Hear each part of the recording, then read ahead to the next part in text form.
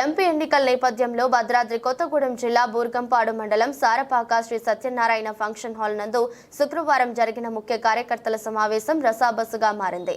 వర్గ విభేదాలు ఒక్కసారిగా విభేదాలు బయటపడ్డాయి.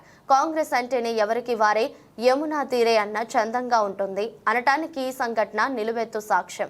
ముఖ్య అతిథుల సమక్షంలోనే ఈ యొక్క సంఘటన చోటు చేసుకుంది.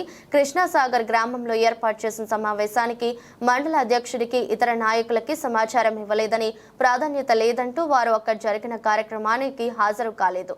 సారపాకలో జరిగిన ముఖ్య కార్యకర్తల సమావేశంలో తమకు ప్రాధాన్యత ఇవ్వలేదంటూ మరో వర్గం ఆగ్రహం వ్యక్తం చేశారు. ఇలా కాంగ్రెస్ పార్టీలోని వర్గ విభేదాలు బగ్గుమన్నాయి.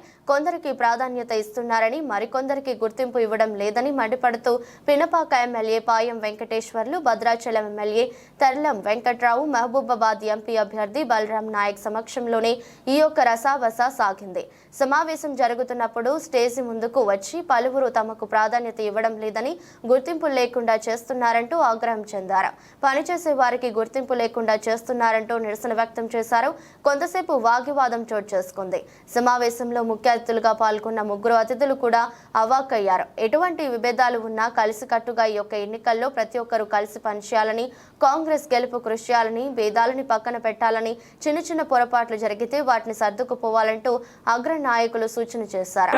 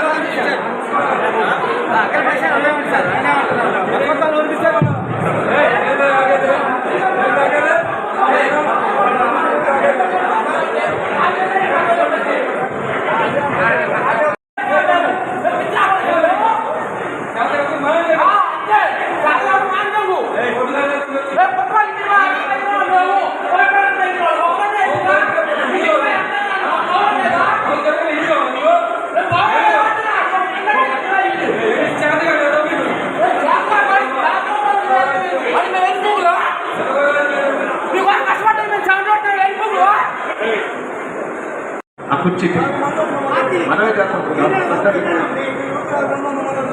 కుర్చీ రండి, రండి, రండి, కూర్చోండి, కూర్చోండి, కూర్చోండి.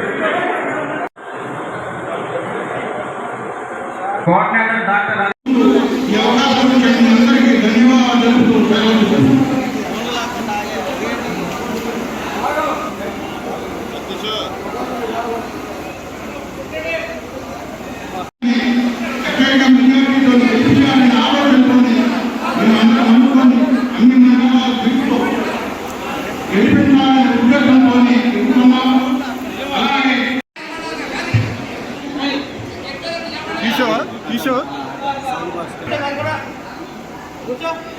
సరే, ఎవరేమనుకున్నా 40 సంవత్సరాల నుంచి మనం ఈ ప్రాంతంలో కలిసి పనిచేసిన వాళ్ళు, మీరు లేకపోతే మాత్రం